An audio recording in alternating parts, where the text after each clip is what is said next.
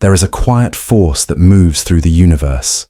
It's invisible, immeasurable, and yet it shapes every experience we encounter, not by brute strength, but by belief. This force is not magic. It is not illusion. It is the subtle but powerful idea that when you act as if everything always works out for you, you invite life to rise up and meet you in ways both profound and practical. To many, this sounds like delusion. How can you possibly believe in success, joy, or peace when the evidence around you screams the opposite? But consider this. What if belief itself is not foolishness, but the deepest kind of wisdom? The world reflects who you are. You do not see the world as it is. You see the world as you are. This ancient truth is one of the foundations of all transformative thinking. It is not just a poetic phrase. It is a principle confirmed by modern psychology, ancient mysticism, and spiritual traditions across the world. Our perception is not a passive lens. It is an active sculptor of reality. When you assume life is against you, your mind tunes into betrayal, failure, and rejection. You brace for pain. You close your heart. You live defensively. Every setback confirms your story of being cursed, unlucky, or inherently flawed. But when you shift your posture, when you believe that life is not your enemy, but your co-creator, everything begins to change. You start to look for purpose, not punishment. You begin to read between the lines of difficulty for hidden wisdom. You prepare for possibility rather than bracing for collapse. Your mind is a magnet. At Stamford, a study showed how perception changes performance. Participants were divided into two groups given the same puzzle. One was told it was a test of intelligence, the other told to just play. The group who felt they were being judged performed worse. The ones who saw it as play, they were faster, more creative, more resilient. Same puzzle, different mindset, different results. This is the power of belief. When you see life as a playground, not a test, you perform better. Your emotional state shifts, your body relaxes, your mind opens. You become magnetic to better outcomes because you're no longer resisting the moment. You're flowing with it. Change the story, change the life. Take the example of a woman who believed she was cursed. Every failed relationship, every delay, every disappointment became another brick in her wall of suffering. But one shift, a new story, planted like a seed, allowed her to reinterpret her life.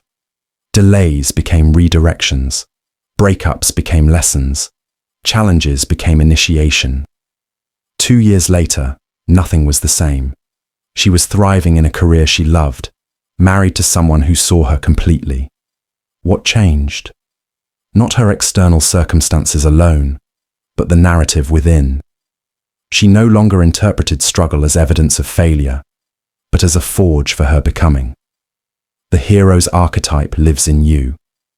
Within each of us are ancient archetypes: the wounded child, the skeptic, the healer, the fool, and perhaps most importantly, the hero.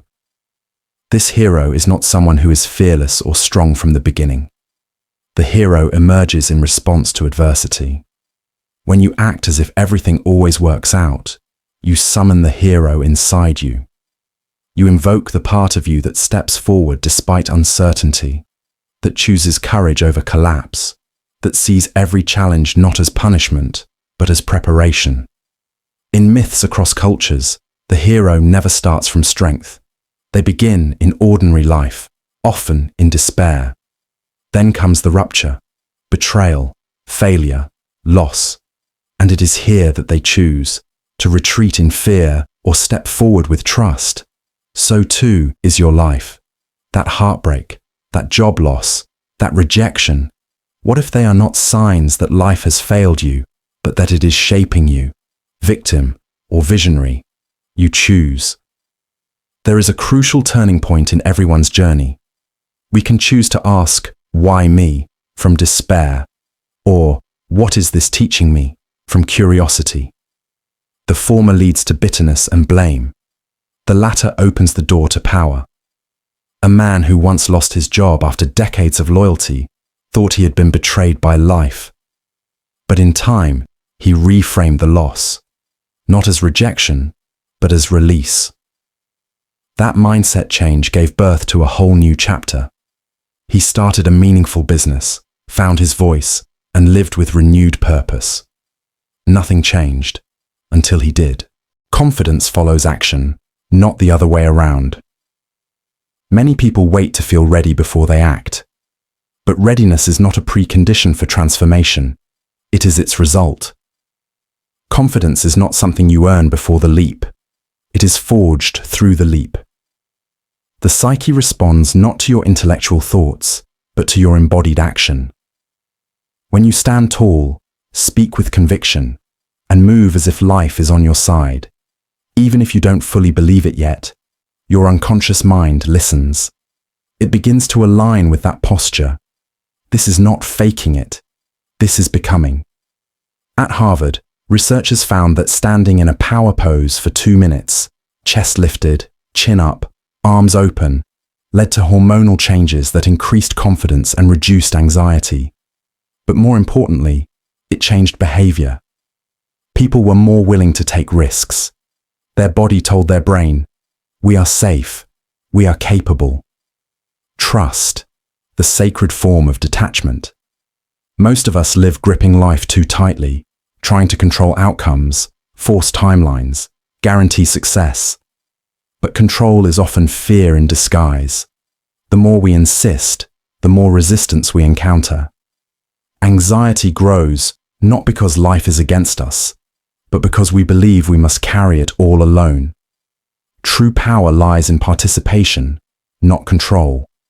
Show up fully, take bold action, but then release your attachment to the results. Like a farmer who plants a seed, waters it, and then waits. Trust that life has its own rhythm. You do your part. The rest is not up to you alone. This is not giving up. It's growing up. It's trading anxiety for alignment. When you change, the world responds. Here's the paradox. When you act as if everything always works out, the world begins to reflect that belief. Not immediately, not magically, but steadily. People notice the shift. Opportunities respond to your energy. You stop broadcasting desperation and begin radiating self-worth. You become someone who no longer needs to be chosen, because you walk into the room already chosen by life itself. Doors open. Support appears. Not because life suddenly decided to bless you, but because you finally stopped resisting its gifts. You are the sign you've been waiting for. So many of us keep waiting for the right moment, the right feeling, the right sign. But the truth is, you are the sign. The moment you stop rehearsing your worth and start living it, your life shifts. The belief that everything always works out for me is not arrogance. It is not delusion. It is a sacred, powerful choice. One that aligns your body, your voice, your decisions, and your presence with the rhythm of possibility. It doesn't guarantee ease, but it invites meaning. And meaning is what transforms a life. Act now, not someday. To act as if everything always works out for you is to refuse the script handed down by fear. It is to stand in authorship and write a new chapter, one of courage, trust, and possibility. It's not about pretending hardship doesn't exist. It's about interpreting hardship differently. It's not about waiting for certainty. It's about acting from faith. It's not about control. It's about alignment. Your posture is a prophecy. Your presence is a magnet. And your belief is a force that bends reality. So act, not someday, but now, as if everything always works out for you. And watch as the world begins to rise to meet you.